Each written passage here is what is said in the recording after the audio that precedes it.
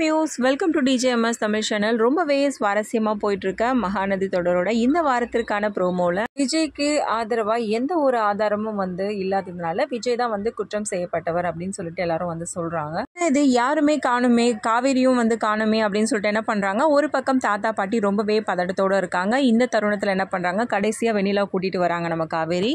இருங்க விஜய் நிரபராதி அப்படின்னு சொல்லிட்டு வெண்ணிலா சொல்கிறாங்க. நீ யாருமா இங்கே பேசுமா அப்படின்னு சொல்லிட்டு சொல்லும்போது, நான் தாங்க வெண்ணிலா, ஹெல்த் சரியில்லைன்னு சொல்லிட்டு சொல்லியிருந்தாங்களேம்மா, இப்போ பரவாயில்லையா அப்படின்னு சொல்லிட்டு கேட்க, நான் க்யூர் ஆகிட்டேங்க, நான் நல்லபடியாக தான் இருக்கேன் அப்படின்னு சொல்லிட்டு என்ன பண்ணுறாங்க, விஜய் மேலே எந்த தப்புமே இல்லை, இது எல்லாத்துக்குமே காரணமானவர் வேற ஒருத்தர் அப்படின்னு சொல்லிட்டு பசுபதியை சொல்கிறாங்க.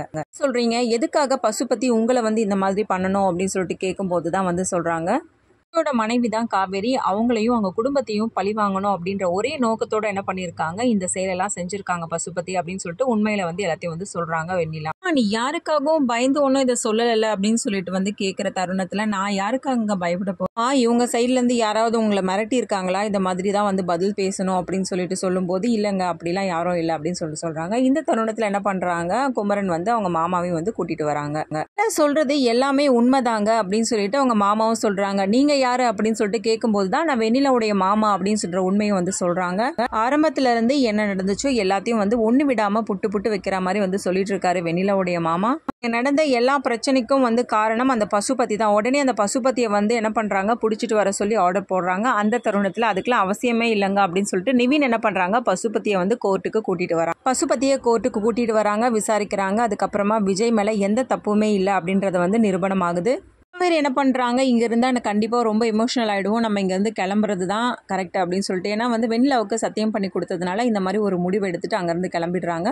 வெளியில் விஜய் பார்த்தீங்கன்னா காவிரியை தேடிட்டு இருக்காரு. காவிரி காணுமே, எங்கே போனா அப்படின்னு சொல்லிட்டுன்ற மாதிரி எதிர்பார்ப்போடு இருக்காரு. பக்கம் வெண்ணிலாவுக்கு நன்றியும் சொல்கிறாரு. அதுக்கப்புறம் வெண்ணிலாவை என்ன பண்ணுறாங்க, தன்னோட வீட்டுக்கு அழைச்சிட்டு போகிறாங்க. பக்கம் விஜயோட மனசுக்குள்ளே, ஸோ இங்கே வந்ததுனால காவேரிக்கு ஏதாவது பிரச்சனை ஏற்படும் சொல்லிட்டு நம்ம கிட்ட சொல்லாமல் கொள்ளாமல் கிளம்பிட்டாலோ அப்படின்னு சொல்லிட்டு காவேரிக்கு திரும்பவும் கால் பண்ணி பார்க்குறாங்க. ஃபோன் பார்த்தீங்கன்னா நாட் ரீச்சபிள் வருது, என்னாச்சு தெரியல அப்படின்னு சொல்லிட்டு ரொம்பவே பதட்டத்தோட இருக்காங்க.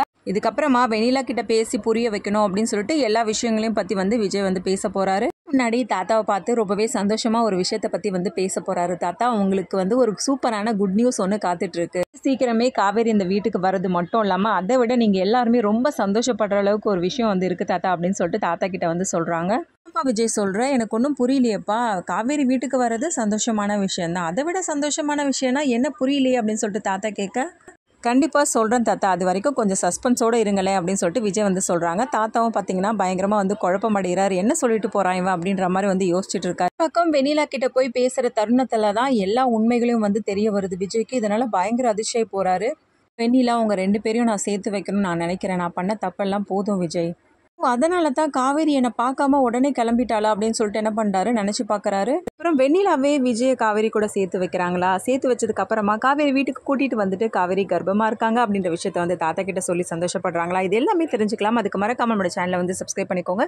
கூடவே இருக்க அந்த பெல் ஐக்கனும் கிளிக் பண்ணிடுங்க, அப்போ தான் நான் போகிற அடுத்தடுத்த வீடியோஸ் உங்களுக்கு நோட்டிஃபிகேஷனில் வரும். ஓகே வியூஸ், தேங்க்ஸ் ஃபார் வாட்சிங் திஸ் வீடியோ.